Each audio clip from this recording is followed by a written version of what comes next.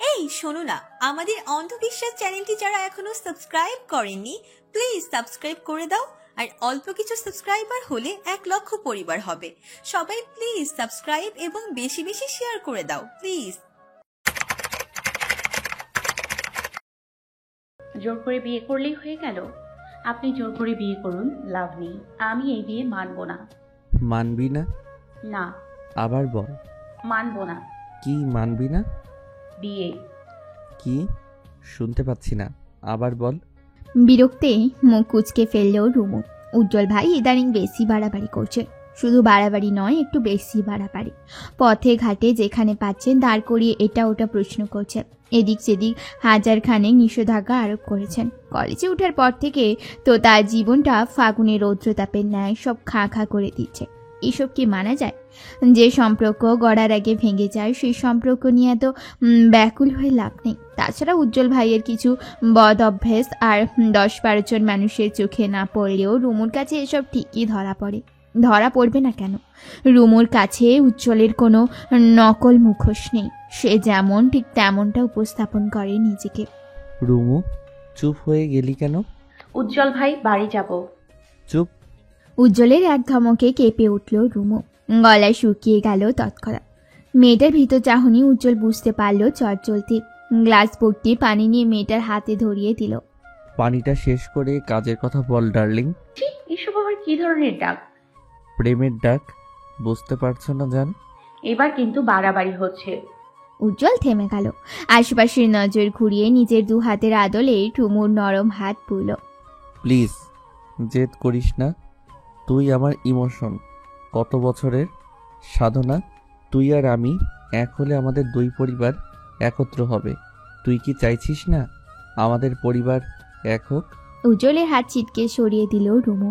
রুমুর বড় ভাইয়া একবার যদি জানে উজ্জ্বলের সাথে তার যোগাযোগ আছে, তবে থাপড়ে থাপড়ে হাসপাতালে পাঠাবে। তাছাড়া উজ্জ্বল প্রচণ্ড তেড়া, জেদি, তেঁদর ছেলে। এমন ছেলেকে কোনো মেয়ে স্বামী হিসাবে গ্রহণ করবে?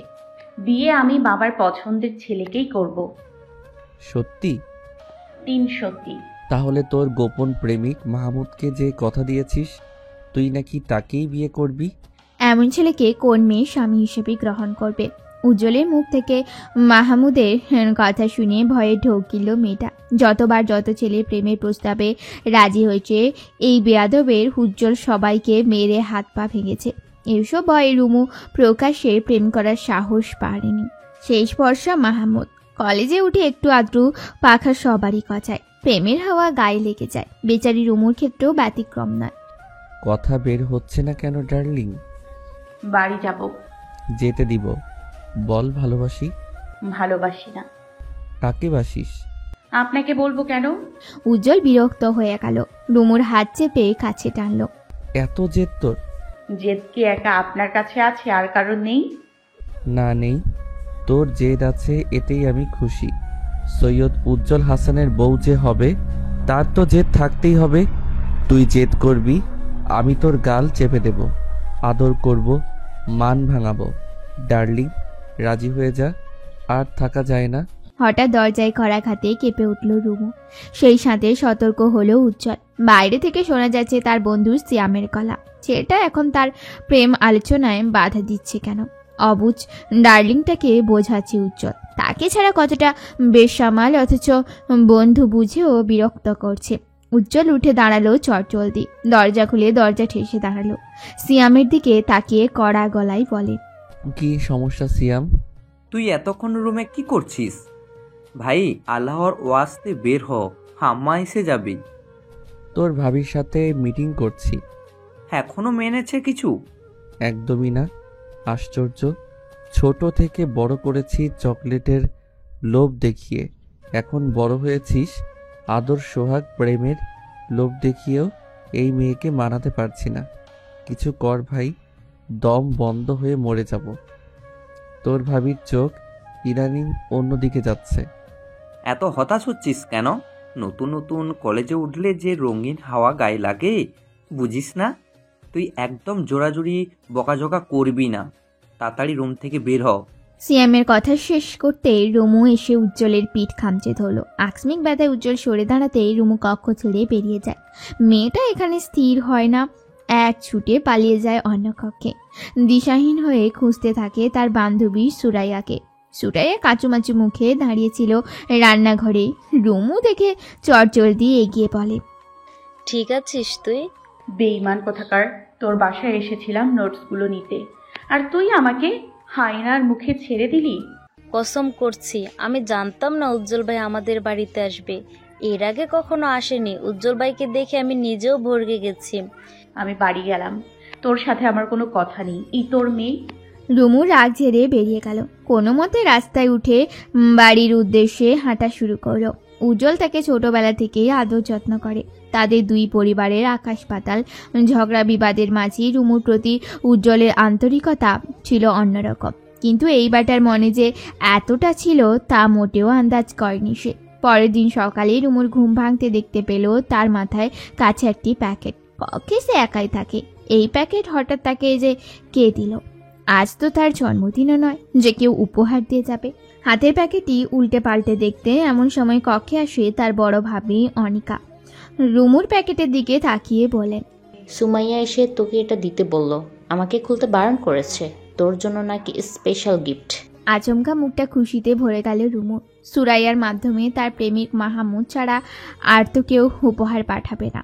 তবে কি মাহমুদ পাঠিয়েছে? আনন্দে পুলকিত হয়ে দ্রুত বিছানা ছাড়ল মেয়েটা। আনিকা কক্ষ ছেড়ে বেরিয়ে যেতে দ্রুত দরজা বন্ধ করে বসল সে। একটি শপিং ব্যাগ বেশ পরিপাটি করে পিন লাগানো। দ্রুত হাতে পিন খুলতে দেখতে পেল একটি শার্টটি হাতে তুলতে চমকে যায় মেয়েটা। কি বিভৎস! হলুদ রঙা শার্টটা রক্তে মাখামাখি, কয়েকটা জায়গা ছিঁড়ে আছে।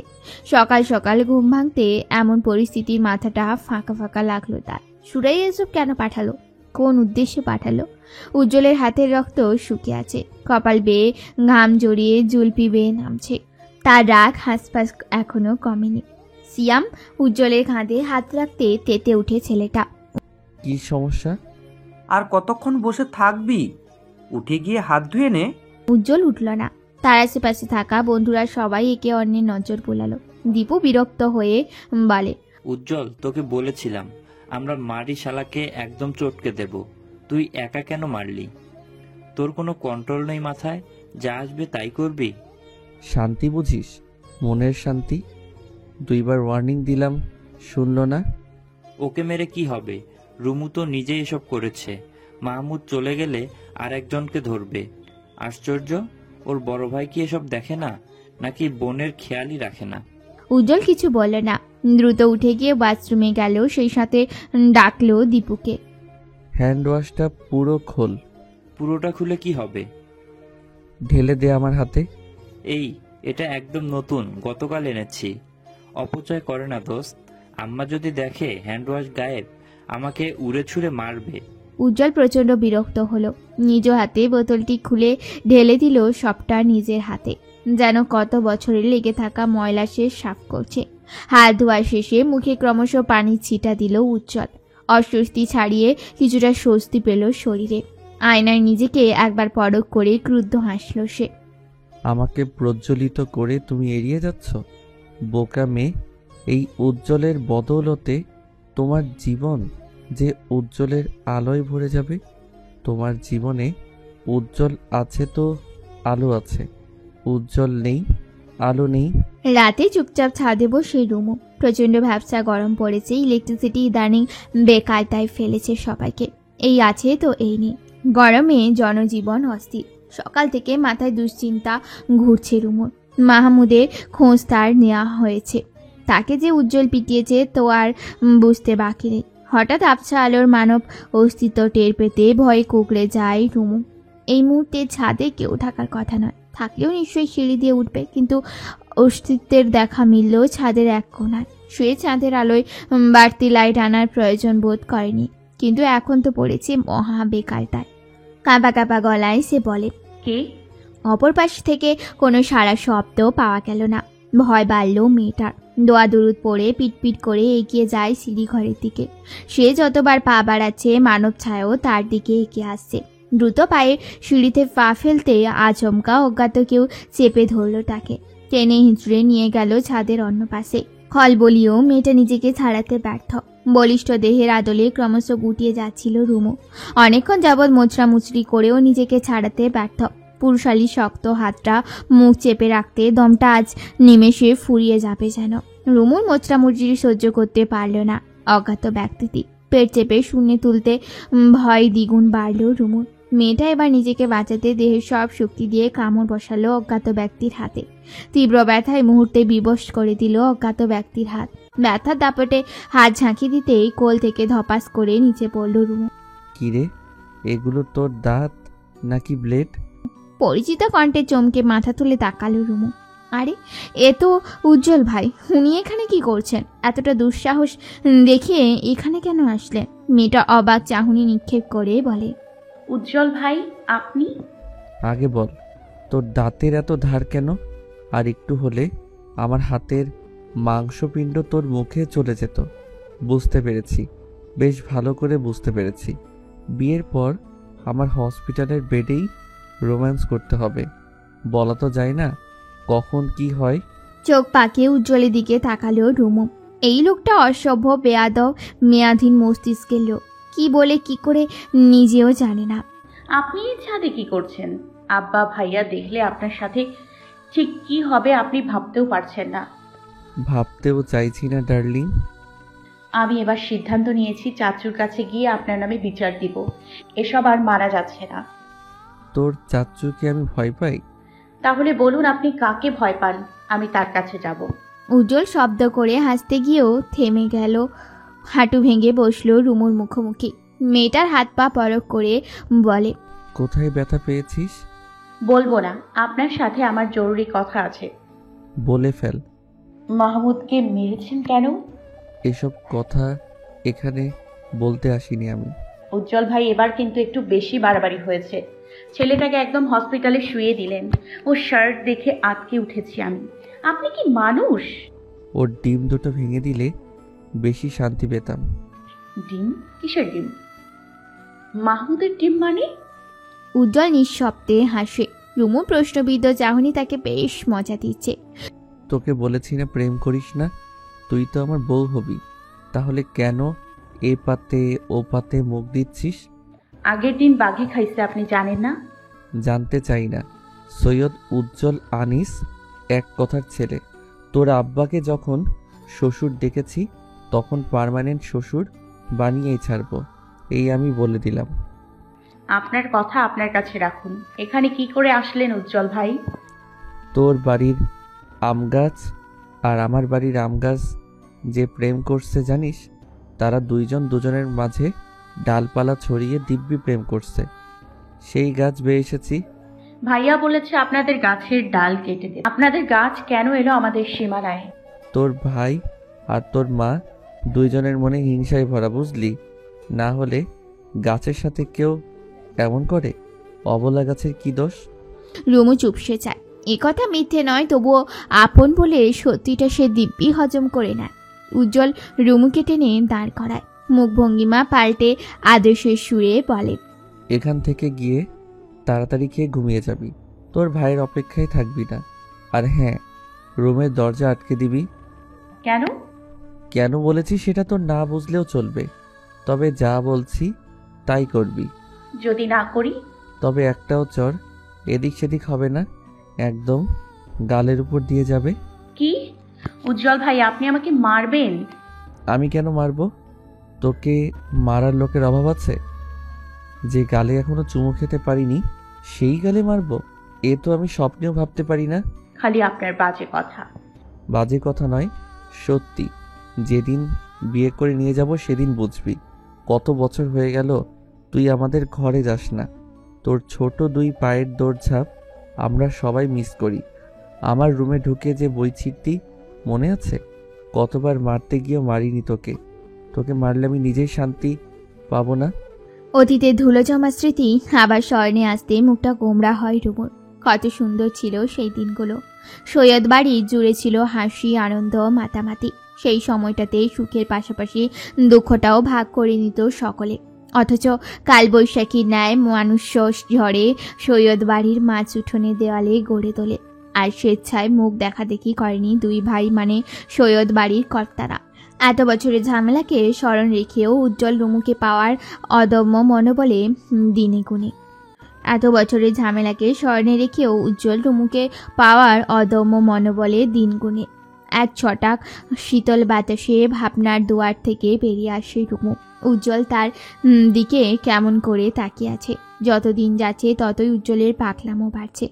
রুমু, কাল থেকে মাহমুদের সাথে কোনো যোগাযোগ করবি না। এবার শুধু মেরে রক্তাক্ত করেছি, পরের বার হাত পা ভাঙবো, কথা দিলাম। আপনি এসব করে কি হবে? ঠিকই আমি আব্বার পছন্দের ছেলেকে বিয়ে করব। তোর বাপের পছন্দের ছেলে আমি জানিস না? ছোটবেলায় আমাকে মেয়ে জামাই বলে ডাকতো। সেই ডাক আমি কিছুতেই বিফলে যেতে দিব না। দেখা যাবে। ছাদে অন্ধকারে মারিয়ে বিদ্যুতের দেখা মিলল। চারিদিকে আলোকিত হতে সতর্ক হলো রুমু। উজ্জ্বল ভাই এখানে থেকে যান, কেউ দেখে ফেললে কেলেঙ্কারি হয়ে যাবে। ভাইয়া ওত পেতে আছে, কখন সুযোগ পাবে আর আপনাকে মারবে। এই উজ্জ্বলকে মারার মতো সাহস তোর ভাইয়ের হয়নি। চলে যাব একটা চুমু দে। অসভ্য। উফ অসভ্যের বউ। উফ। উফ। উজ্জ্বল ভাই। রুমু বউ। উজ্জ্বলের দিকে সরু চোখে তাকিয়ে রয় মেয়েটা। এই ছেলে দিন দিন একটু বেশি জ্বালাচ্ছে। এভাবে তাকাই না ডার্লিং, বুকে লাগে। যাবেন আপনি? রুমু দে একটা চুমু। আমার নামের মান সম্মান ঘেটে ঘ করে দিয়েছেন আপনি। রুমুর রাগান্বিত মুখটা দেখতে উজ্জ্বল হাসে। দ্রুত রুমুকে হ্যাঁচকা টেনে কপালে একটা চুমু খায়। মেয়েটা অবাক হয়। রাগ দেখিয়ে কিছু বলার আগে উজ্জ্বল ছাদ পেরিয়ে কাছে উঠে যায়। উজ্জ্বলের কথায় আজ পাত্তা দিল না রুমু। তাকে বলেছিল রুমের দরজা বন্ধ করে যেন ঘুমিয়ে থাকে, অথচ মেয়েটা বসার ঘরে ভাবিকে নিয়ে টিভি দেখছে। এখন রাত প্রায় 11টা। কলিং বেল বাজতে দরজা খুলে দেয় রুমুর ভাবি আনিকা। রুমুর ভাই বোন দুজন। বড় ভাই রাশেদ বয়স 30-এর কোঠায় পৌঁছে গেছে। বাবার ব্যবসা দেখাশোনা এবং কিভাবে আরো উন্নত করা যায় সেই প্রয়াসে মত্ত থাকে ছেলেটা। বসার ঘরে সেই রুমুকে দেখতে পেয়ে সরু চোখে তাকালো রাশেদ। হাতের সিলভার রঙের ঘড়িটা খুলে দিল আনিকার হাতে। রিমোটের সাহায্যে টিভি অফ করে রুমুর মুখোমুখি বসলো সে। তোর পড়া নেই রুমু? পড়া শেষ। ডাহা মিথ্যা কথা অনায়াসে বলে ফেললো মেয়েটা। সন্ধ্যার পর সে আজ পড়তে বসেনি। আনিকা আর চোখে তাকালো। সে জানে রুমু আজকে পড়তে বসেনি। এই সত্য কথা রাশেদ জানলে বেজায় রেগে যাবে। রুমু, তোর ফোনটা কোথায়? কলিজায় মোচড় দিল মেয়েটার। ভাইয়া কখনো ফোন এভাবে চায় না, তবে আজ কেন? কেন ভাইয়া? কৈফিয়ত দেওয়া লাগবে তোকে। তুই যে কি করিস, কি ভেবেছিস আমি খবর পাবো না? প্যান্টের বেল খুলে হাতে তুলে তেড়ে যায় রুমুর দিকে। ঘটনাটা এতই তাড়াতাড়ি ঘটে যায় রুমু হতবাক স্তম্ভিত। রাশেদকে দ্রুত বাধা দেয় আনিকা। রাশেদ মেজাজ সর্বদা একটু বেশি গরমে থাকলেও কখনো মারামারির দিকে যায়নি। বিয়ের এত বছরেও স্ত্রীর গায়ে হাত তোলেনি। তাহলে আজ একমাত্র বোনকে এভাবে মারতে আসার কারণ কি? রাশেদের গলার আওয়াজ ছুটে আসেন আর তার মা রাবেয়া এবং বাবা সৈয়দ ইসমাইল। আনিকাকে সরিয়ে পকেট থেকে ফোন বের করলো রাশেদ। একটি ভিডিও অন করে ফোন বাড়িয়ে দিল ইসমাইলের দিকে। ভিডিওটি দেখে কপালে ভাঁজ পড়ে যায় রাবেয়াও এবং ইসলামের। রাশেদ আচমকা রুমুর গালে চর বসালো। মুহূর্তে অপ্রস্তুত হয়ে পড়ল সকলে। এই চটার কথা যেন আজীবন তোর মনে থাকে। তুই সৈয়দ বাড়ির মেয়ে হয়ে এইসব করিস, টিকটকে নাচানাচি করিস। তুই আমার বোন হয়ে এতটা লিমিট ক্রস করার সাহস তুই কি করে পেলি? তোর বুক কাঁপলো না? এই রাশেদ যদি জানে তোর কি হবে? বেয়াদব মেয়ে, তোর ভাবনায় এলো না তুই এখনই এই টিকটক অ্যাকাউন্ট ডিলিট করবি? ইসমাইল ছেলেকে টেনে সরিয়ে আনলেন। ব্যাপারটা ঠান্ডা মাথায় হ্যান্ডেল করা যায়, এতটা চড়াও হচ্ছে কেন? বাবা, তোমার আশকারায় ও এতটা সাহস পেয়েছে। আগে বলেছিলাম ফোন কিনে দিও না। পড়ার একটা ছেলে আজ আমাকে ভিডিওটা দেখালো। বিশ্বাস করবে না, আমার মাথার সাথে সাথে আগুন চলছিল। তোমার মেয়ে শুধু কি এসব করেছে, সে প্রেম করছে। একটা না, একের পর এক তার ক্রমাগত চলছে। আজ কলেজে যায়নি কেন জিজ্ঞেস করো। আমি আজ ওর কলেজে গিয়েছি, ওর নামে খোঁজ নিয়েছি। গত এক্সামে 3 সাবজেক্ট ফেল করেছে সে। বাসায় জানিয়েছে। বাসার স্যার কি করেন এইসব দেখেন না? তার প্রত্যেকটা ক্লাসমেট থেকে আমি খোঁজ নিয়েছি সে আর ঠিক কি করে। রাশেদ থামলো। ভয়ে কাঁপতে কাঁপতে হেঁচকি উঠে গেছে রুমুর। বাম গালে কেউ যেন বড় পাথর নিক্ষেপ করেছে। নিজেকে সামলে নেওয়ার আগে এবার খেপে গেলেন রাবেয়া। বাম গালের পাল্টা চড় পড়লে ছিটকে পড়ল সোফা। আনিকা দ্রুত শাশুড়িকে বাধা দিল। রাবেয়া রাগান্বিত স্বরে বললেন, বলেছিলাম বিয়ে দিয়ে দাও, শুনলে না কেউ আমার কথা। রাসেল সহমত জানিয়ে বললেন, ভেবেছিলাম ইন্টার শেষ করুক, কিন্তু আর নয়। আমার বন্ধুর সেই কাজিনরা তারা দিচ্ছে, আমি তাদের বুঝিয়ে শুনে রেখেছি। আজকে তাদের জানাবো আমরা রাজি। যত দ্রুত সম্ভব এই অসভ্যটাকে নিয়ে বন্ধ করুক। তারা বিদেশ থেকে কবে না কবে আসবে, তার থেকে ভালো তোর খালাতো ভাই নীরবের সঙ্গে বিয়ে দিয়ে দে। তোর খালা আমাকে। রাবেয়ার কথা শেষ হওয়ার আগে খেপে যায় রুমু। রক্তিম চোখ মুখে হিসিয়ে বলে, তোমার বোনের ছেলেকে আমি বিয়ে করব না। গলায় ছুরি ধরে হুমকি দিলেও করব না। ওই ইতরকে বিয়ে করার চাইতেও ফাঁসি দেওয়া অনেক ভালো। রাবেয়া কিছু বলার আগেই রাগ দেখিয়ে প্রস্থান করে মেয়েটা। রাগে যেতে ভয়ে তার শরীর কাঁপছে। সাথের বন্ধুদের টিকটক করতে দেখে সেও করছে, বলা যায় নেশা তৈরি হয়েছে। যদিও এর আগে 3টা অ্যাকাউন্ট উজ্জ্বল উড়িয়ে দিয়েছে।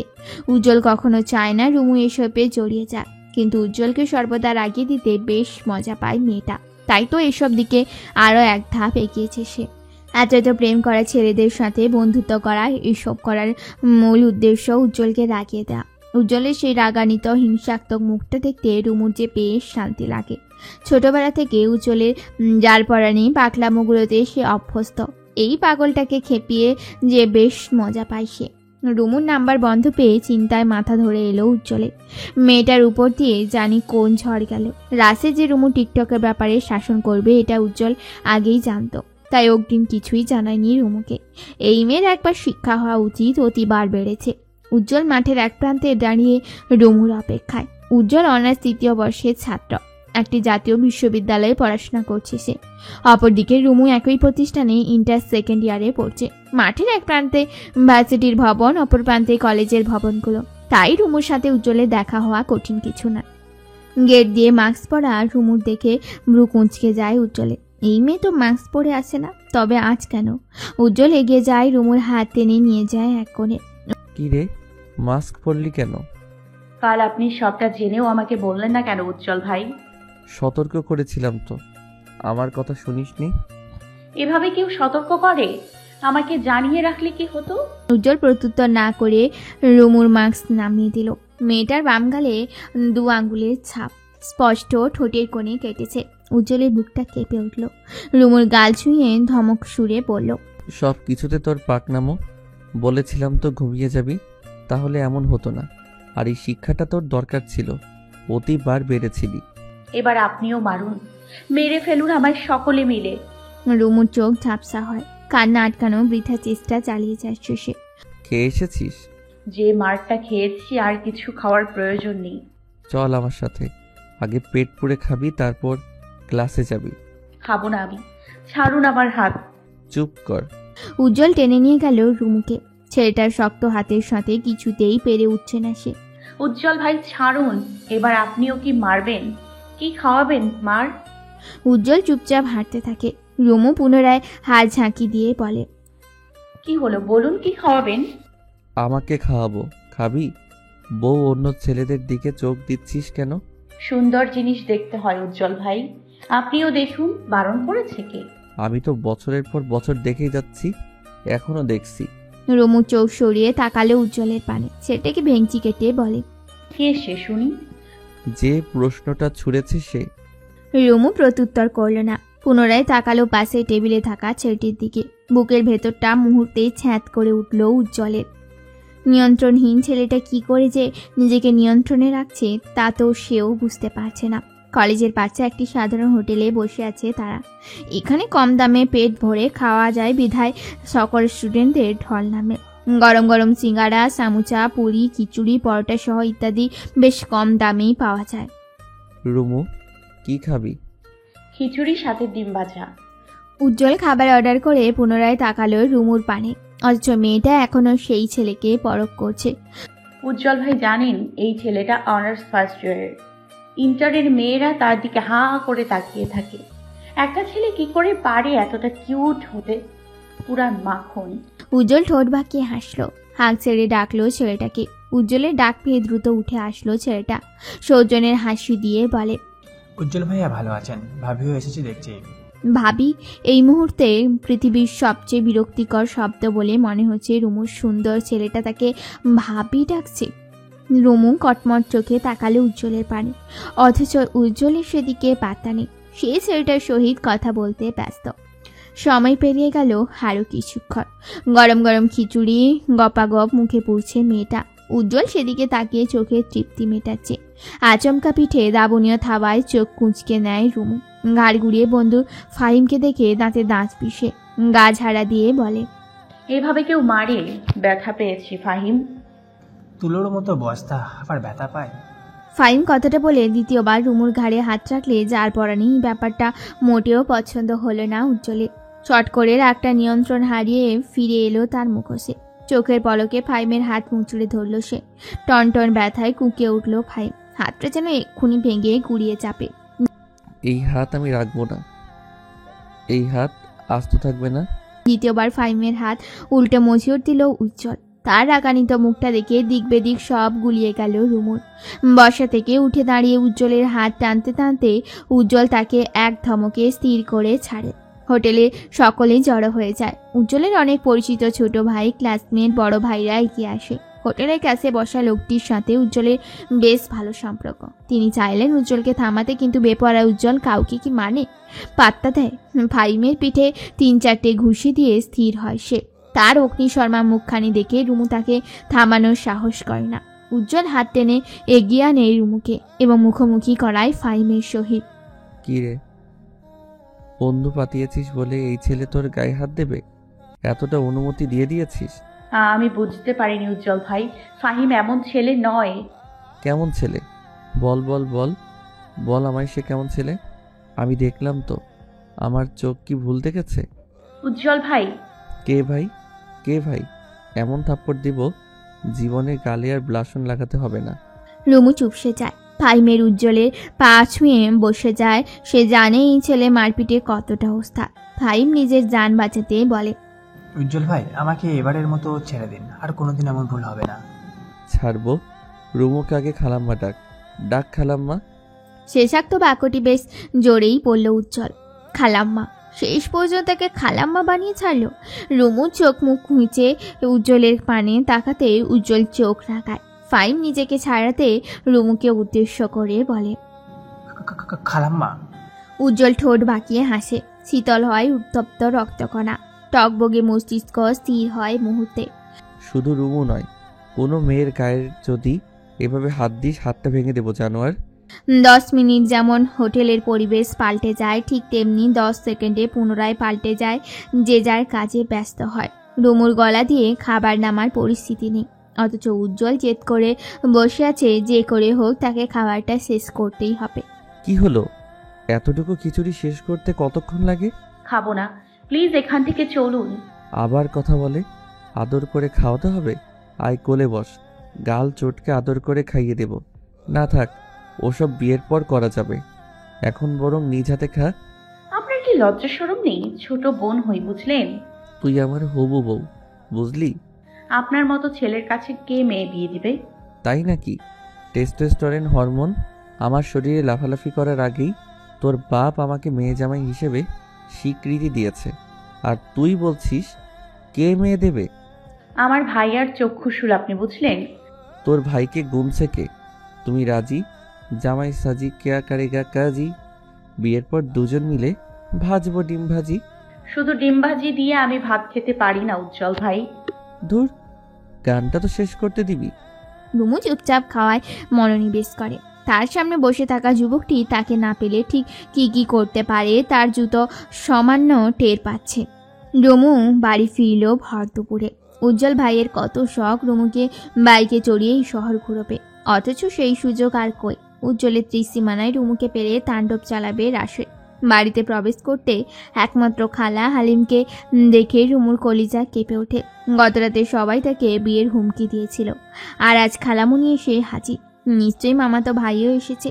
এই বেয়াদবটার মুখোমুখি হতে চায় না সে। রুমু নিস্তব্ধে প্রবেশ করলো ঘরে, কিন্তু যেখানে বাঘের ভয় সেখানেই সন্ধ্যা হয়। বসার ঘরে পার হতেই হালিমার নজরে আসে রুমু। মেয়েটাকে পেয়ে আনন্দিত হয়ে ছুটি এলেন তিনি। রুমু আম্মু কেমন আছো? ভালো খালামণি, তুমি কেমন আছো? তোকে দেখে ভীষণ ভালো লাগছে রে মা। তুমি বসো, আমি জামা পাল্টে আসি। এই দাঁড়া, তোর গালে চড়ের দাগ কে মেরেছে তোকে? কোন জানোয়ার তোর গায়ে হাত তুলেছে? হালিমা রেগে গেলেন, গলা ছেড়ে বকতে শুরু করলেন। রুমু মাথা নুইয়ে দাঁড়িয়ে আছে। কেন চর খেয়েছে সেই কথা শুনলে নিশ্চয়ই উনিও আর একটা চর বসিয়ে দেবেন। বকাবকির মাঝে হালিমা বললেন, আমার ছেলের বউয়ের গায়ে কে হাত দিল? আমিও দেখতে চাই তাকে। আমার ছেলে জানলে সেই হাত আস্ত রাখবে না। ব্যাস দম আটকে আসলো রুমুর। ছেলের বউ মানে? ওই কুলাঙ্গারটাকে জীবনে বিয়ে করবে না রুমু। মুহূর্তে মাথার মধ্যে দপদপ আগুন জ্বলে উঠল। কাঁধের ব্যাগটা আঁকড়ে ধরে চলে গেল নিজ কক্ষে। এতক্ষণ হালিমার কথাগুলো গিলছিলেন রুমুদের বাড়ির কাজের মহিলা রহিমা। এক বাড়িতে কাজ করে মাসে যত টাকা ইনকাম করে তার থেকেও ডবল ইনকাম করে রুমুদের বাড়ির সব কথা উজ্জ্বলকে সাপ্লাই করে। উজ্জ্বলের বেশ ভক্ত তিনি। ভক্ত হবেন না কেন? রুমুদের বাড়ি গুরুত্বপূর্ণ কিছু তথ্য প্রদানের মাধ্যমে উজ্জ্বল আর্থিকভাবে উনাকে বেশ সাহায্য করে। ঘামাক্ত শরীরের আগে ফোঁপাতে ফোঁপাতে বাড়ি ফিরল উজ্জ্বল। সৈয়দ শামসুল ছেলের রাগটাকে মূল্যায়ন না করে কড়া গলায় ডাকলেন, এই আলাদা ঘরে দুলাল। আমি দুলাল নই বাবা, শামসুল্লার ঘরের উজ্জ্বলা। চুপ কর, ইদানিং তোকে সময় মতো খুঁজে পাওয়া যাচ্ছে না। কোথায় থাকিস? আমার ব্যবসায় একটু সময় দিতে পারিস? শুরু হলো তোমার এক ক্যাসাল। হ্যাঁ, শুরু হলো। এই যে পড়াশোনা করছো, এইসব কোনো কাজে নয়। যতটুকু শিক্ষা নেওয়ার নিয়েছো যথেষ্ট হয়েছে। এখন তোমাকে শিখতে হবে কিভাবে রুজি রোজগার করতে হয়। আমার ভাইয়ের ছেলে দেখো না, তোমার লজ্জা হয় না? রাশেদ নিজের বাবার ব্যবসা সামলাচ্ছে, কিভাবে আরও উন্নত করা যায় সেই চেষ্টা। আর আমার ছেলে বাইক একটা নিয়ে সারাদিন এদিক থেকে সেদিক, সেদিক থেকে এদিক। উফ বাবা, রাশেদের সাথে আমার উদাহরণ দিবে না। রাশেদ কেন বাবার ব্যবসায় বসেছে তুমি জানো না? মাত্র 21 বছরে পালিয়ে বিয়ে করে বাড়িতে উঠেছে। সে পড়াশোনা গোল্লাই নিয়ে প্রেমে PhD করেছে। চুপ কর, সে যা ইচ্ছা করো, তুই তো তার মতো হতে পারিস না। আমি কোমর ছেড়ে পড়লে আমার ব্যবসা নিশ্চয় 7 আসমানে উঠে যাবে। আমার অতিপ্রাপ্ত পুত্র এইসব ছুঁয়েও দেখবে না। দেখবো আব্বা, দেখবো। বয়স তো আমার জন্য অপেক্ষা করছে না, লাফিয়ে লাফিয়ে বাড়ছে। আমাকেও ওই রাশেদের মতো বিয়ে করিয়ে দাও, কথা দিচ্ছি। তোমার ব্যবসায় সবুজ বাতির ছড়াছড়ি থাকবে। তোর নিতম্ব দেশে লাথি না মারতে এখান থেকে সর। রাস্তার পাগলরাও তোকে মেয়ে দেবে না। উজ্জ্বল দাঁড়ালো না। বাবার এসব অপমান গায়ে মাখল। শুধু শুধু সময় অপচয়। তার এখন অনেক কাজ। রুমুকে শাসাতে হবে। বালিশে মুখ লুকিয়ে কাঁদছিল রুমু। হালিমার মুখে এমন কথা শুনে তার মন মরে গেছে।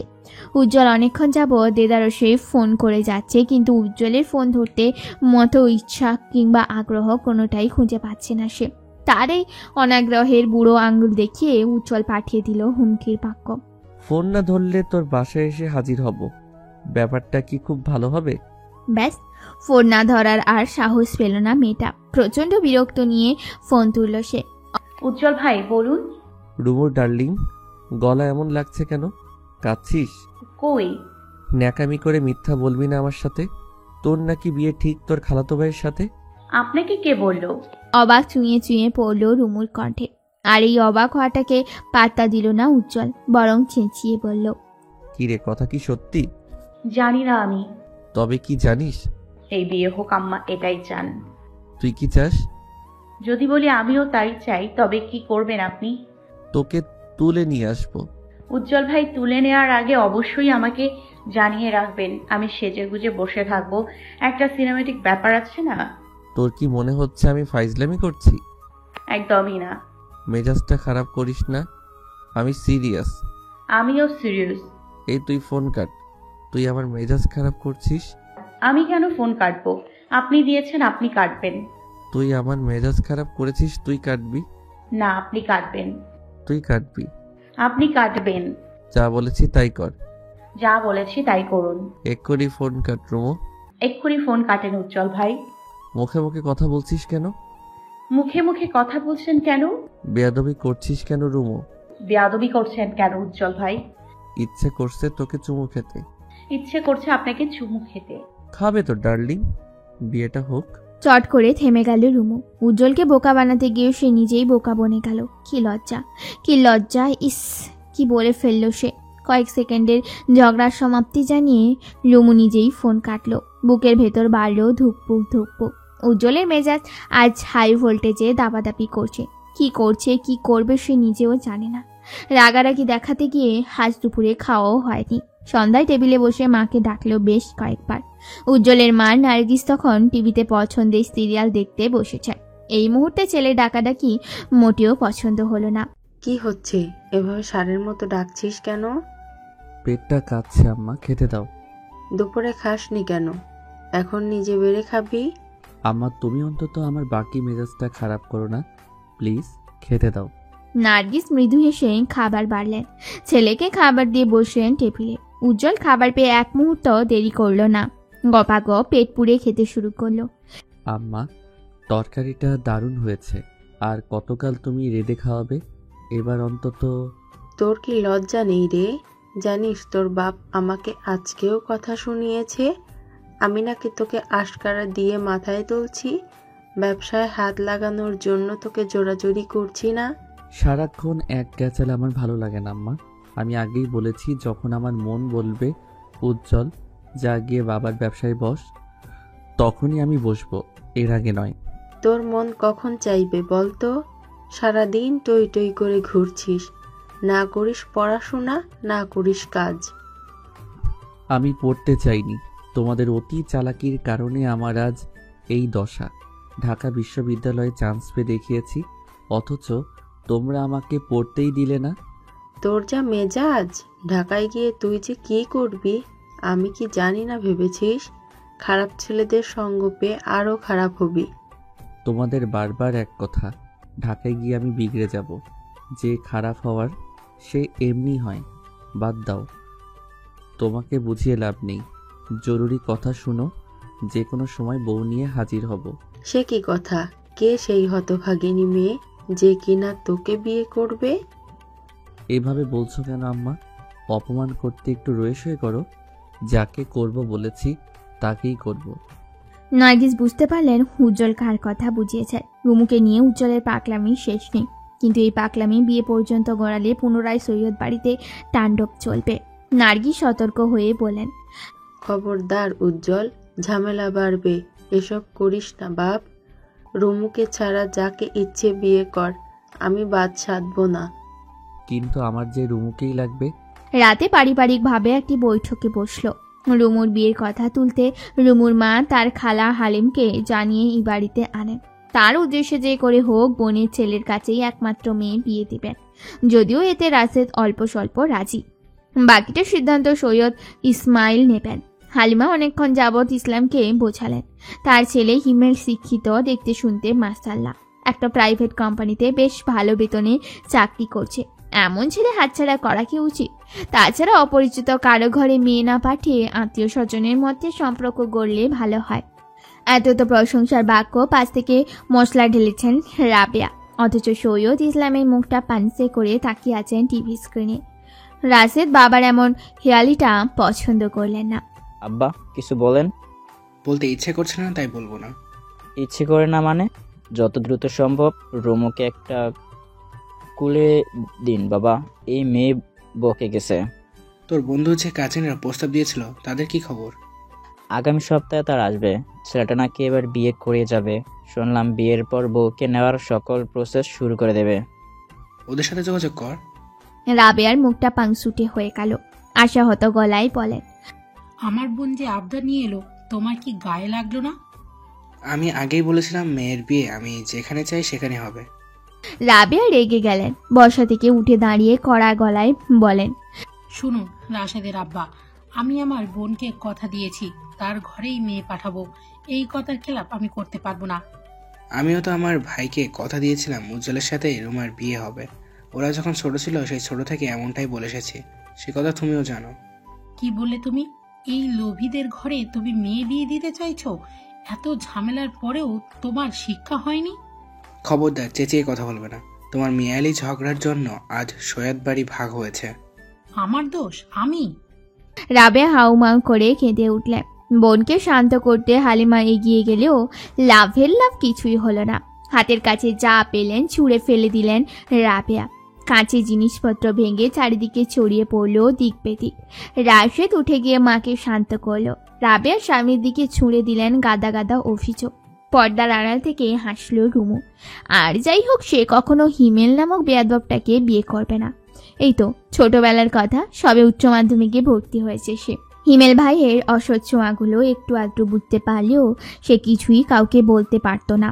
সবাই ভাবতো হিমেল তাকে কত আদর করে। সেবার হিমেল তাকে মোবাইলে গেম খেলতে দিয়ে আচমকা তার বুকে হাত দিয়ে দেয়। হিমেলের দানবীয় হাতের ছোঁয়ায় রুমুর সারা দেহ আচমকা কেঁপে ওঠে। দ্রুত ফোন ছুঁড়ে ফেলে প্রস্থান নেয় মেয়েটা। না, এটা প্রথম কিংবা শেষ নয়। এভাবে কতবার হেনস্থার শিকার হয়েছে সে গুণে শেষ করা যাবে না। ভয়ে কাউকে কিছু বলতেও পারে না।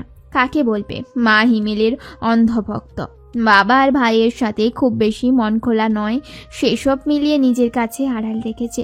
তবে রুমু একা নয়, তার খেলার সাথী রিয়া যখন খেলতে বাড়িতে আসে মেয়েটাকে চকলেট কেনার কথা বলে বাজেভাবে ছুঁয়ে দেয় হিমেল। সেদিনের পর যতবার হিমেল রুমুদের বাড়ি এসেছে ততবার খেলতে আসেনি রিয়া।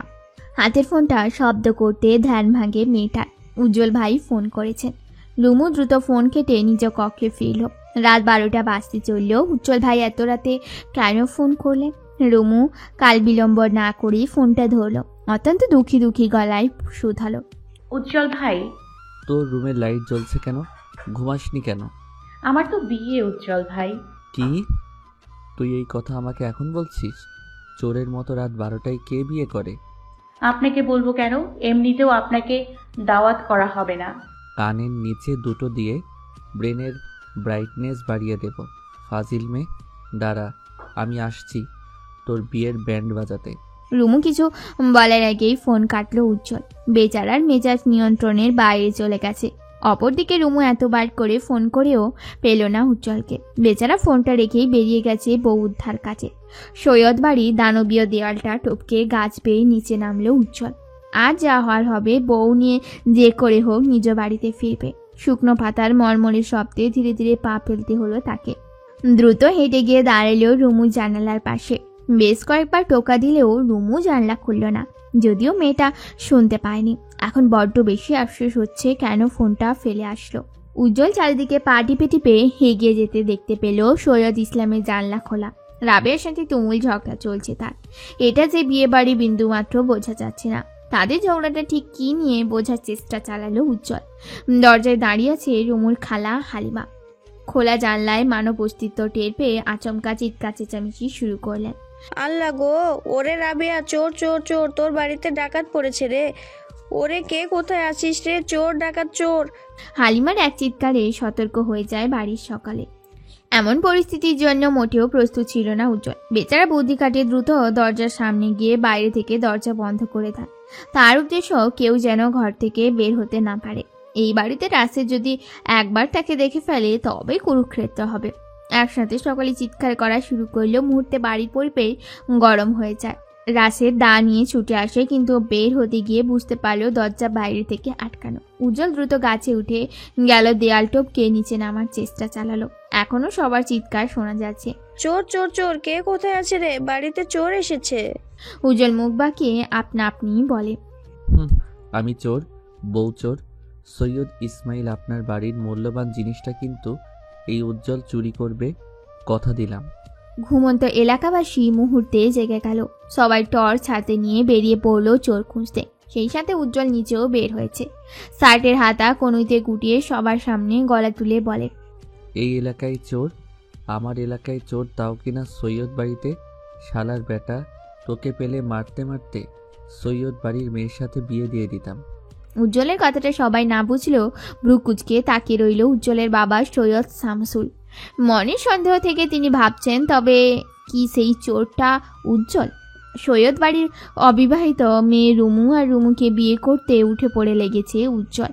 চোরের হদিশ না পেয়ে সবাই যে যার মতো বাড়ি ফিরল। রুমু জানেই চোরটাকে উজ্জ্বল ভাই ছাড়া আর কেউ হতে পারে না। উজ্জ্বল তখন বিছানায় উপুর হয়ে শুয়ে। দৌড়ঝাঁপে বেশ হয়রান হয়েছে সে। তাড়াতাড়ি গাছ পেয়ে উঠতে গিয়ে বাম পাটা পিছলে গেছে। অসময় রুমুর ফোন পেয়ে ধরল সে। উজ্জ্বল ভাই, চোরটা কি আপনি ছিলেন? না, কোরিয়ার প্রেসিডেন্ট ছিল। মজা করছেন কেন? তুই মজা করলি কেন? তোর না বিয়ে? আমি বলেছি বিয়ে, তবে কবে তা তো বলিনি। আপনি কেন এলেন এত দৌড়ঝাঁপ করে? এই শোন, তোর মাথায় বুদ্ধি কম, সব গোবর। একবার বিয়েটা করতে দে। তোর কপালে আমার এক একটা চুমু তোর ব্রেনে বুলেটের মতো বাঁধবে। দেখবি আমার চুমুর পাওয়ারে কেমন বুদ্ধির রানী হয়ে যাস। এলাকায় উজ্জ্বলের অন্ধভক্তের অভাব নেই। ছোট ছোট ছেলেরা উজ্জ্বলের ভীষণ ভক্ত। মুরব্বীরাও তাকে পছন্দ করলেও মারপিটের স্বভাবটা ঠিক কারো পছন্দ নয়। অথচ উজ্জ্বলের এক সিটির ইশারায় একটা দল এসে উপস্থিত হবে। সবাই মার খেতে নয়, বরং মারতে ভালোবেসে। মারামারি যেখানে, উজ্জ্বলের দল সেখানে। এইসব নিয়ে যে থানা পুলিশের গণ্ডি টপকাতে হয়নি তা কিন্তু নয়। সৈয়দ শামসুল এলাকায় সম্মানীয় ব্যক্তি, কিন্তু তার ছেলের অসংলগ্ন কাজকর্মে তার সম্মানে বহুবার আঘাত এনেছে। থানা পুলিশের ব্যাপারটা তিনি টাকার উপর মিটিয়ে দেন। যদিও উজ্জ্বল বিনা কারণে মারামারিতে জড়ায় না। একটা হেতু দাঁড় করিয়ে যখনই তার মেজাজ বিগড়ে যাবে তখনই শুরু হট্টগোল, গন্ডগোল। যেমন আজ একটা ছেলে তার ফোন চুরি করে পালাচ্ছিল। ভাগ্যক্রমে উজ্জ্বল তাকে ধরেও ফেলে। দেখতে বেশ ভদ্র, কিন্তু ছেলেটা মস্ত বড় চোর। এলাকায় ইদানিং চুরি বাড়ছে, তার পেছনে যে এই ছেলেটার হাত তা ইতিমধ্যে স্বীকার করে নিয়েছে উজ্জ্বল। ছেলেটাকে শাস্তি স্বরূপ দেয়া হলো 200 বার কানে ধরা। এলাকার ছেলেরা মহা আনন্দ নিয়ে চোরের কানে ধরার উঠবুস গুনছে। অপরদিকে উজ্জ্বল দোকানের চেয়ারে বসে গরম গরম দুধ চায়ে চুমুক দিচ্ছে। শিয়াম এবং দীপু তার পাশেই বসে। হঠাৎ দোকানদার সামনে বাইকে এসে থামলো রাসেল এবং রুমু, দুজনে দোকানের ভেতরেই গেল। আজ আর ভার্সিটি যাবে না ভেবেই রেখেছিল উজ্জ্বল, কিন্তু রুমু যাচ্ছে, সে যাবে না তা কি হয়? তাছাড়া কলেজে ওঠার পর 1 বছর যাবৎ অনেক বাদরামও সহ্য করেছে মেয়েটা। এখন আর নয়, এখন সময় এসেছে উজ্জ্বলের নিজের জিনিস নিজে বুঝে নেওয়া। রাসের দোকান থেকে বেশ কয়েকটি জিনিস কিনলো। রুমু আর চোখে তাকিয়ে দেখলো উজ্জ্বলকে। উজ্জ্বল সেই চাহনির পাল্টা প্রতিক্রিয়া দেখালো ইশারায় চুমু দিয়ে। নিজের ভদ্রতার খোলসটা রেখে গলা ছেড়ে বন্ধুদের উদ্দেশ্যে বলে, বুঝলি, এলাকায় চোর বেড়েছে, মালামাল চুরি হচ্ছে, আমার মন চুরি হচ্ছে, কখন আবার আমার বউটা চুরি হয়ে যায়। বউ চুরি হলে এই এলাকায় তাণ্ডব চলবে, আগেই বলে দিলাম। তরুণ ছেলে দোকানে উজ্জ্বলের কথা শুনে মুচকি হাসে। রাসেল সেই হাসিটার অবজ্ঞা নিয়ে বলে, তোমার দোকানে বখাটেরা আড্ডা দিচ্ছে, কিছু বলো না কেন? এলাকায় বখাটেদের উৎপাত, আক্রমণ বাড়ছে, এদের মোটেও আশকারা দিবে না। উজ্জ্বল বুঝতে পারলো রাসেল তাকে ফোড়ন কেটে কথা বলছে। উজ্জ্বল পুনরায় চায়ে চুমুক বসিয়ে বন্ধুকে বলে, বুঝলি সিয়াম, এলাকায় কিছু ভদ্রবেশী পরনিন্দা কমিটি খুলে বসেছে। তারা যেখানে সেখানে গিয়ে অন্যের নামে নিন্দা ছড়াচ্ছে। এসব কমিটির লোককে ধরে ধরে চিলি সসের থেরাপি দিতে হবে। এই পরনিন্দার কমিটির হেড হয়তো জানেই না এটা আমার দোকান। রাসেল কিংকর্তব্য বিমূঢ়। ছোট চাচার এই দোকান সে তো জানতই না। উজ্জ্বল শার্টের কলা তুলে বসে কালো চশমাটা চোখে দিল। প্রয়োজনীয় জিনিসপত্র নিয়ে চলে গেল রাসেল। এখানে আর গালবাজি করা বেমানান। রুমু ক্লাসরুমে প্রবেশ করতে দেখা গেল সুরাইয়ার সাথে। সুরাইয়া রুমুকে দেখেও না দেখার ভান করলো। রুমু কোমরে হাত দিয়ে বলে, ভাব ধরছিস কেন রে? তুই নিজেই তো ভাবের গোডাউন। উজ্জ্বল ভাইয়ের সাথে দেখা হয়েছে? আমায় নিয়ে কিছু বলেছে? তোর উজ্জ্বল ভাইকে দেখলে আমি 10 হাত দূরে থাকি। রুমু প্রত্যুত্তর করার আগে ক্লাসে আসে রুমুর বন্ধু। ছেলেটা রুমুকে দেখেই বলে, খালা ভালো আছেন? খালা? উজ্জ্বল ভাইয়ের কড়া আদেশ, তোকে খালা ডাকতে হবে। কোথায় তোদের উজ্জ্বল ভাই? খালা ডাক, আমি বের করছি। রুমু রেগে মেগে ক্লাস থেকে বেরিয়ে গেল। মাঠের শেষ প্রান্তে দেখা গেল উজ্জ্বলকে। ছেলেটা বাইকে বসে বন্ধুদের সাথে আড্ডা দিচ্ছে। রুমু গিয়েই উজ্জ্বলের পিঠে থাবা দিল। সহসা ব্যথায় চমকে গেল উজ্জ্বল। রুমুকে দেখে নাটকীয় ভঙ্গিমায় বলে, আসতে বউ, লাগছে তো। কে বউ? এই খালাকে? আমার বন্ধুরা আমাকে খালা ডাকছে কেন? একবার বিয়েটা করি, তারপর ভাবি ডাকবে। উজ্জ্বল ভাই, এসব কিন্তু ভালো হচ্ছে না। আমিও সবাইকে বলে দিব আপনি একটা চোর। আমাদের বাড়ি গিয়েছিলেন চুরি করতে। যা গিয়ে বল, আমি কি চুরি করেছি বলতো? আমি শুধু তোর মন চুরি করেছি। আপনাকে লাগেও চোরের মতো। উজ্জ্বল ভাইকে গাজা বেজ্জাতি করে চলে গেল রুমু। বেচারা হতবম্ব নয়নে তাকিয়ে রইল। পাশ থেকে বন্ধুরা সবাই হট্ট হাসিতে ফেটে পড়ল। কেটে গেল প্রায় 1 সপ্তাহ। এই কয়েকটা দিন বিয়ে নিয়ে রুমুর পরিবারের কোনো আলাপচারিতা ছিল না। তাই তো মেয়েটা ভেবেই নিল বিয়ের ভূত হয়তো সবার মাথা থেকে নেমে গেছে। কিন্তু তাকে ভুল প্রমাণ করে দিয়ে অবশেষে পাত্রপক্ষ তাকে দেখতে এসেছে। পাত্রপক্ষের সামনে বসা রুমু জীবন এই প্রথমবার দেখতে আসবে শোনার পর থেকে মেয়েটার কান্না কিছুতেই থামছে না। রুমুর ভাবে আনিকা শাড়ি পরাতে গিয়ে পড়লো চরম বিপাকে। রুমু কিছুতেই শাড়ি পরবে না। অবশেষে মায়ের ধমকে শাড়ি পরতে বাধ্য হলো। একটা নীল জামদানি শাড়ি গায়ে জড়িয়ে বসে আছে রুমু। মেয়েটার কান্নারত ফোলা মুখখানি দেখে আনিকা মিষ্টি হাসে। এই জানিস, কাঁদলে মেয়েদের সৌন্দর্য দ্বিগুণ বাড়ে। তোকে কি যে সুন্দর লাগছে। ভাইয়ার বাড়াবাড়িতে এসব হলো। ভাবি তুমি অন্তত আমার পক্ষ নিতে। আজ পর্যন্ত আমাকে দেখেছো এই বাড়িতে গলা তুলে কথা বলতে? বড়রা যা বলেছেন তাতেই সামিল হয়েছি। কথার মাঝে রাশেদ কক্ষে এলো। আনিকাকে তাড়া দিল পাত্রপক্ষের সামনে রুমুকে নিয়ে যেতে। মেয়েটা ছোট ছোট পা ফেলে ভিতর চাহনিতে এগিয়ে গেল বসার ঘরে। পাত্র মূলত রাশেদের বন্ধুর কাজে। ছেলের বাবা ভীষণ ধার্মিক। রুমুকে তাদের আগে থেকে পছন্দ করাই ছিল, শুধু ছেলে দেশে আসলে বাকি কথা হবে। রুমুকে দেখে উপস্থিত সবার হাসি চওড়া হলো। ছেলের এক দেখায় পছন্দ করলো রুমুকে। পাত্রপক্ষের টুকটাক প্রশ্নের মাঝে উপস্থিত হয় উজ্জ্বল। ছেলেটা শার্টের হাতা গুটিয়ে বসলো সোফায়। ভীষণ ব্যস্ততা দেখিয়ে হাসি চওড়া করে বলে, সরি দেরি হয়ে গেল, আমি আগেই আসতাম কিন্তু একটু ব্যস্ত সময় পার করছি। উজ্জ্বলকে দেখে রুমুর বাড়ির সবাই হতবাক হতভম্ব। পাত্রপক্ষ প্রশ্নবিদ্ধ চোখে তাকিয়ে আছে তার পানে। উজ্জ্বল হেসে বলে, আমি রুমুর একমাত্র চাচার একমাত্র ছেলে। আমি উজ্জ্বল। আর পাত্রকে? প্রশ্নটা করেই উজ্জ্বল তাকালো পাত্রের বড় মামার পানে। উজ্জ্বল মুখটা কুঁচকে বলে, আপনি পাত্র? বয়স কত? বুড়ো বয়সে ভীমরতি? আপনার মতো বুড়োরা কচি কচি মেয়েগুলো বিয়ে করে নেয় বলে আমার মতো অবলা ইয়াং ছেলেগুলো পাত্রী পেতে হিমশিমে পড়তে হয়। পাত্রের মামা ভীষণ লজ্জায় পড়ল। এই আটপাগল ছেলে কাকে কি বলছে। পাত্র গুরু গম্ভীর গলায় সুধা, এই যে কোথাও ভুল হচ্ছে, আমি পাত্র। উজ্জ্বল ভীষণ লজ্জা পাওয়ার ভান করে বলে, সরি, আসলে উনি ঝাঁকানাকা পাঞ্জাবি পরে এসেছেন তো আমি আবার ভেবে বসলাম উনি পাত্র। রুমু না চাইতেও ঠোঁট টিপে হাসলো। উজ্জ্বল যে এই বিয়ে পণ্ড করতে এসেছে সে বেশ ভালোভাবেই জানে। রুমু উজ্জ্বলের পানে সরু চোখে তাকালো। রুমুর সাথে মিল রেখে এই ছেলে আজ নীল শার্ট পরেছে। যে কেউ দেখলে ভাববে এরা নিশ্চয়ই কাপল। উজ্জ্বলের উপস্থিতি মোটেও পছন্দ করল না রাশেদ, কিন্তু এই মুহূর্তে কিছু বলাও যাবে না। সে চায় না এত ভালো জায়গায় বোনের বিয়েটা ভেঙে যাক। তাই তো চুপচাপ সবটা হজম করছে সে। বুদ্ধি খাটিয়ে রাশেদ তাড়া দিল পাত্রপক্ষকে, আপনারা রাস্তা সেরে নিন, রুমু বরং ভেতরে যাক। রুমু চলে গেল। তার যাওয়ার দিকে তাকে দাঁতে দাঁত পিষল উজ্জ্বল।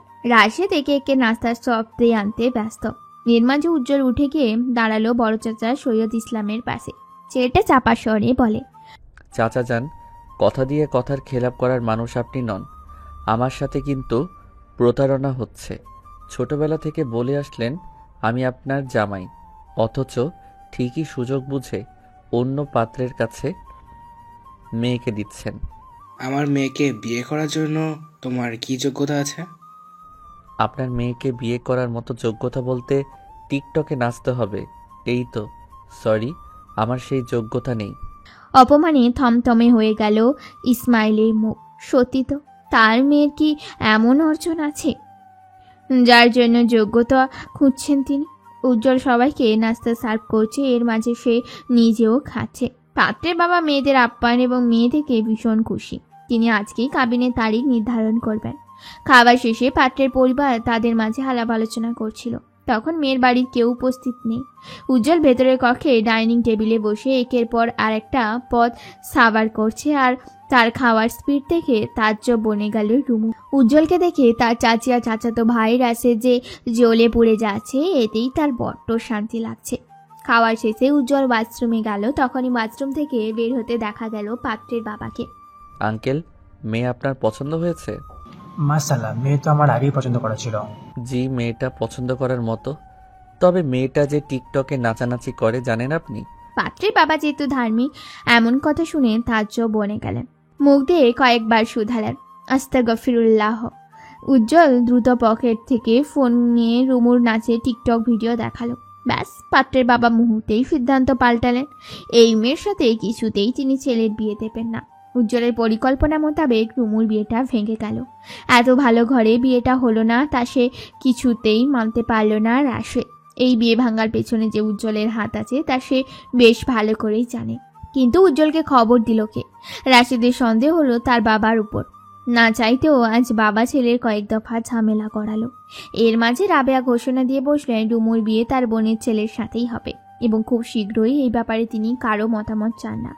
রাতের খাবার শেষে সৈয়দ সাজমুল একটা বাঙ্গি ফল নিজ হাতে কাটলেন। ঘরের কেউ এই ফল পছন্দ না করলেও তিনি বেশ পছন্দ করেন। বাঙ্গির সিজনে এই ঘরে এক প্রকার বাঙ্গির অত্যাচার চলান তিনি।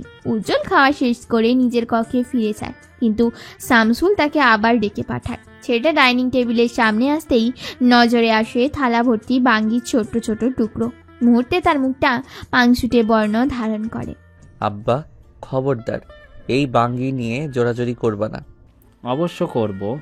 সিজনের ফল খাওয়া কতটা ভালো তুই জানিস? আব্বা, আমার বিয়ের সিজন আসবে কবে?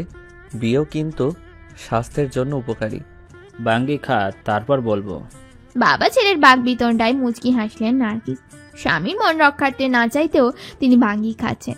উজ্জ্বল ভোতা মুখে দাঁড়িয়ে আছে। খাবে কি খাবে না ভাবতে ভাবতে শামসুল করা ধমক দিলেন। বাবার ধমকে উজ্জ্বল বাঙ্গি মুখে তুলল। কয়েকবার দাঁতের তলায় পিষতেই বিদঘুটে স্বাদে গাল ভর্তি সব ফেলে দিল। বিস্তাদে উজ্জ্বল আহাজারি করে বলে, আব্বা, বাঙ্গির নিজস্ব কোনো স্বাদ নাই, চাঁদের নিজস্ব কোনো আলো নাই, এই উজ্জ্বলের নিজস্ব কোনো বউ নাই। গরমে দিশাহীন জনজীবন, উত্তপ্ত রোদের ঊর্ধ্বশ্বাস অবস্থা। রাতে 2টা বাজতে চলল। উজ্জ্বলের চোখে ঘুম নেই। এই গরমে বউয়ের গুরুত্ব অপরিসীম। এই যে একটা বউ থাকলে হাত পাখার বাতাস করতো, বউকে দেখলেই উত্তপ্ত চামড়া শীতল হতো। এইসব কি বাবা মা বুঝে না? আশ্চর্য, তারা চায় কি? রুমে ফ্যানের বাতাসে যেন আগুনের গোলা ছুটছে। গরম বাতাসে অতিষ্ঠ হয়ে বাইরে বেরিয়ে এলো ছেলেটা। ছাদে বসে শীতল হাওয়া উপভোগ করতে মন্দ লাগছে না। ছাদে জল চৌকিতে বসে গলা খাকারি ছেড়ে অনেকক্ষণ যাবৎ গান গাইল। ছোটবেলায় উজ্জ্বলের গানের হাতে খড়ি হয় এলাকার এক বড় ভাইয়ের কাছ থেকে। নিঃসন্দেহ ছেলেটার গলার স্বর ভীষণ সুন্দর। এই গুণের ভাটা পড়ে সৈয়দ শামসুল হকের কাছে। তিনি চান না ছেলে গানে মনোনিবেশ করুক। বাবার অনাগ্রহে গান ছাড়ল উজ্জ্বল। পরে অবশ্য এলাকায় সেই বড় ভাই অন্য জেলায় চলে যান, আর বিশেষভাবে গান গাওয়া হয়নি উজ্জ্বলের। মাঝে মাঝে নিজের প্রশান্তির জন্য গায়, তবে খুব কম। আজকে চাঁদটা তার পূর্ণ সৌন্দর্য ঢেলে আকাশের বুকে উঠে বসেছে। তার সৌন্দর্য ঝলসে যাচ্ছে উজ্জ্বল। চাঁদের আলোয় আলোকিত ছাদটা কি এক অপরূপ দৃশ্য। উজ্জ্বল আচমকা উঠে বসে।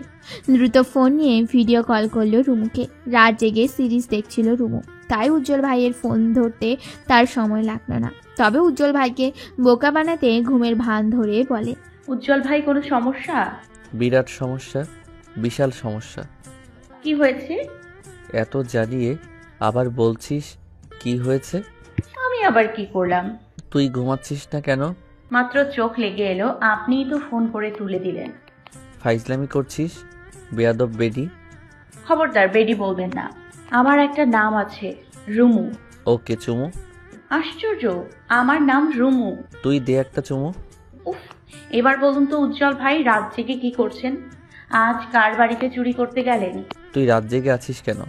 সবচেয়ে বড় কথা, তুই বাইরে কি করছিস? বাইরে? হ্যাঁ বাইরে। তোর সাহস দেখে অবাক হচ্ছি রুমু। আমি আমার রুমে আছি।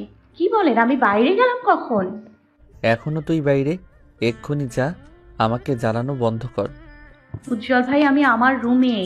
চালাকি করিস তুই যে বাইরে, আমার কাছে প্রমাণ আছে। সত্যি করে বলুন, শুকনাটা খেয়েছেন নাকি ভেজাটা? হ্যাঁ? উজ্জ্বলে ভ্রু কুঁচকে গেল। সন্দিহান কণ্ঠে বলল, ভেজা শুকনো মানে? বুঝতে পারছেন না? একদমই না। উজ্জ্বল ভাই, গাঁজা আপনাকে খেয়েছে নাকি আপনি গাঁজাকে খেয়েছেন? তুই কথা ঘোরাচ্ছিস কেন? ফাজিল মেয়ে, তুই বাইরে কি করিস? রুমু বিরক্তে মুখ কুঁচকে ফেলল। উজ্জ্বল ভাই এবার বাড়াবাড়ি করছেন। আজকাল কি তিনি নেশা পানি খান? রুমু নিজেকে যথেষ্ট শান্ত রেখে বলে, উজ্জ্বল ভাই, আমি নিজের রুমে আছি, আপনি কি দেখতে পাচ্ছেন না? আমি অন্ধকারে, রুমের লাইট অফ। কিন্তু এই যে তুই অন্ধকার আকাশে এক টুকরো আলো হয়ে জ্বলছিস। উজ্জ্বল ফোনের ক্যামেরাটা ঘুরিয়ে চাঁদের দিকে ধরল। ডুমুর কুচকে থাকা ঠোঁটটা এক চিলতে হাসি প্রসারিত হলো। সেই সাথে হাসলো উজ্জ্বল নিচেও। আমার চাঁদ তুই, চাঁদকে দেখে বারবার তোর কথা মাথায় আসছে। উজ্জ্বল ভাইয়ের গলার স্বরটা দমে গেল, মিয়ে গেল মুহূর্তে। আবহাওয়াটা কেমন যেন প্রেম প্রেম ঠেকলো রুমুর কাছে। ফোনটা ওড়নায় চেপে দ্রুত জানলা খুলল সে। অন্ধকার আকাশে মস্ত বড় চাঁদটা দিকে নিঃশব্দে হাসল। রুমু ওঠ, জানালা খুলে চাঁদটা দেখ। পাগলের প্রলাপ বকবেন না উজ্জ্বল ভাই, এই রাতে জানালা খুলে চাঁদ দেখবো? আমি পাগল নাকি? আপনার মতো চোরের যদি আমার জানালার শিক কেটে চলে আসে। তুই আমার কথা রাখবি না? একদম না। উজ্জ্বল চুপসে গেল। বেচারা উজ্জ্বল ভাই জানলই না রুমু জানলা খুলে চাঁদটাকে দেখছে। দুজন দুদিকে, অথচ একটা চাঁদকে অবকলন করছে মুগ্ধতা নিয়ে। নীরবতা ছিন্ন করে উজ্জ্বল ভাই বললেন, নিয়মিত ভালোবাসার গল্প শুনতে এবং পড়তে আমাদের অন্ধবিশ্বাস চ্যানেলটি সাবস্ক্রাইব করে পাশে থাকা বেল আইকনটি ক্লিক করুন। ধন্যবাদ সবাইকে।